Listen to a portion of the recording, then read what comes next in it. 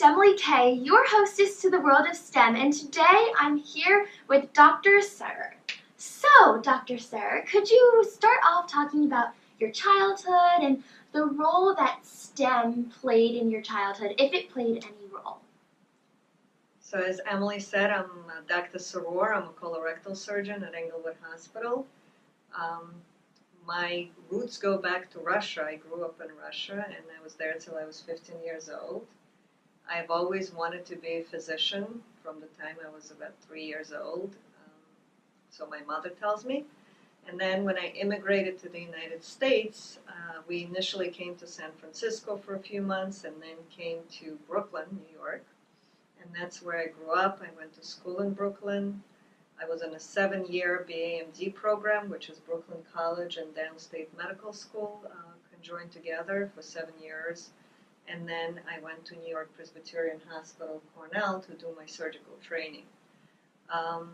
Certainly, you have to be very determined to go into medicine, but it's possible. You have to love it. You have to want to do it.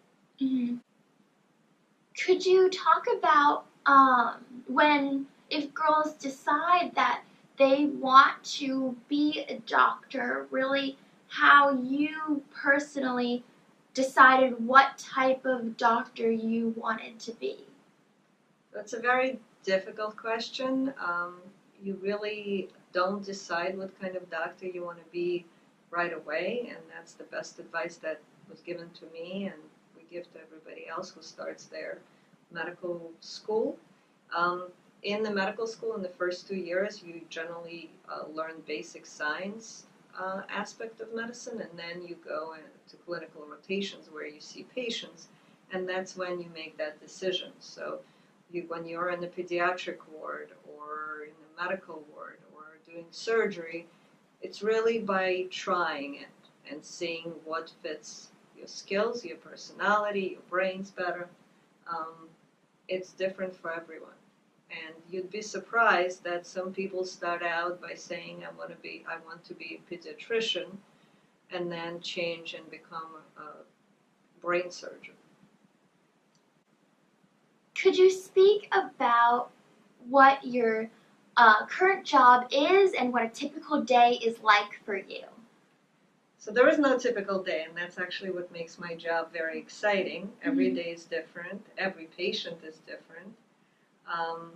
I do a lot of surgery for patients that have cancer and has other diseases with their abdomens, their bellies, their behinds. It's a very rewarding profession. The patients appreciate it very much, but more so when they see the patient walk out well, that gives you the best satisfaction. It's a hard day, it's really, that's why I always say you have to love it. My day generally starts around 7, and there is no end time. It ends whenever I finished with the surgery, whenever I finished with seeing my patients. But I do have a big family. I have 5 kids at home, and I want to emphasize that it is possible to be a successful physician and have a successful family life. I think that's really important. Do you have a particular part of your job that you would consider your favorite? Operating is my favorite part because it is really doing something and immediately seeing the result of it. I definitely also like talking to my patients, seeing my patients, making them feel better. Why do you believe girls should pursue your occupation? So girls are just as smart, if not more smart than the boys, first of all. We're very determined and we're very compassionate. And those 3 things really make a great physician. So you have to be able to relate on a personal level. You have to be able to technically perform an operation in my profession. And you have to be able to comfort somebody who potentially cannot have an operation. And I think in general, girls are very, very skilled and good at doing all those things. It's it's really a great profession to go into, and we do see a lot of women in surgery, in medicine, and more women go into this professions and find it very fulfilling.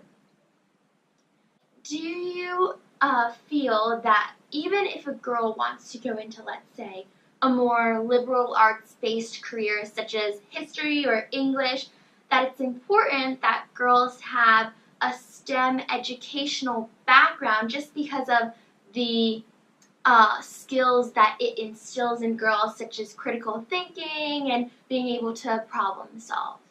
There's no question, absolutely. I actually was a history major in college. Wow. And I went into medicine, and I knew that I was going to go into medicine. So I think really a broad education is very important, but more importantly, you want to really try to see every aspect of the world. So you don't want to be locked into liberal arts or mathematics or engineering.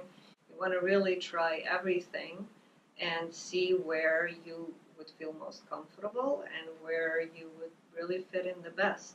And some men and women, girls and boys, don't realize that they're good at engineering or mathematics, or if they even like it, until they actually explore it and try it. What advice do you have for girls to succeed in STEM fields today? Study hard, be honest, do what you love to do, and you can succeed in anything. Based on all of the innovations that are coming from the STEM fields as we head looking towards the future, what's something that you see that's an exciting new invention that can come from STEM? So the very exciting invention that's not really brand new but new enough is robots, the use of the robots. So we've been using robots in surgery very successfully. It adds a lot to the way we do it. It gives us a 10x magnification, a 3D dimensional view. So those are all the things that make STEM important. And it's been a great invention, not only in medicine, but in other fields as well. In your opinion, how can society improve their efforts in supporting women and girls who want to pursue STEM fields? I think that's an excellent question. I think mentoring is really what we have to do. So it's not even society, it's us getting involved and helping others that are coming up to be doctors, to be teachers, to be historians. It's really giving support and guiding people through what others have gone through.